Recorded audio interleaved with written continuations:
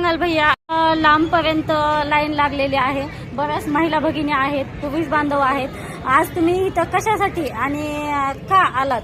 आमचे खूप दिवस झाले पैसे अडकलेले आहेत, कारण आता शेतीतले कमवलेले पैसे सगळे आम्ही शेतातून काढायचे आणि इथं द्यायचे, असे भरीत आलतो. थोडेफार भरलेत आणि ते अचानक बँक बंद पडल्यामुळं इतका हे आला, लोड आला. कारण गरिबी लय वाईट आहे. आमच्यासारखे शेतकरी इतकी गरिबी कुणाचीच हे नाही. तरी आम्हाला हे पैसे मिळावे सरकारकडून, ही आमची नम्र विनंती. अच्छा, साधारण किती पैसे आहेत तुमचे? आमचे साधे 3-3.5 लाख रुपये आहेत. अच्छा मॅडम, आपण काय सांगाल याच्यावर? आपली प्रतिक्रिया काय आहे याच्यावर?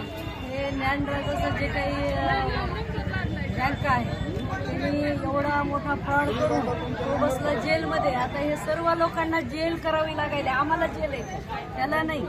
कारण ज्याने आम्ही शेती विकून आज पैसे आमचे 5-25 लाख रुपये असे गुंतवलेले, आमच्या मुलाच्या शिक्षणाचे, नातवांचे आता ॲडमिशन वगैरे काय काय सगळं असतं ना त्याच्यावरती. परेशान आहे. आता म्हणजे प्रशासक आलेले, पण इथं प्रशासक तर दिसतच नाहीत. आणि जर आता समजा प्रशासक आहेत तर हे देणार आहेत का नाही हे बी काही कळायला मार्ग नाही. फक्त आफीवपोटी आम्ही इथं आलेलो. हे मिळणार आहेत का आम्हाला हे शाश्वती नाहीये. पण तरी पण आम्ही आता इथं येऊन सकाळी 4 वाजता येऊन बसलेलो. प्रशासकाच्या वतीने काही तुम्हाला लेखी निवेदन काय मिळालंय का की तुमचे पैसे मिळणार आहेत, तुम्ही या म्हणून? सरकारला सांगायचंय, प्रशासकला सांगायचंय की हे जी ईडी फिडी हे सगळं बाकीच्या भानगडी सोडून त्या ज्या ज्ञानराजाची जेवढी प्रॉपर्टी आहे तेवढी जप्त करून ह्या सर्व लोकांचे पैसे त्यांनी शासनाने द्यावे, ही विनंती आहे आमची सर्वांची.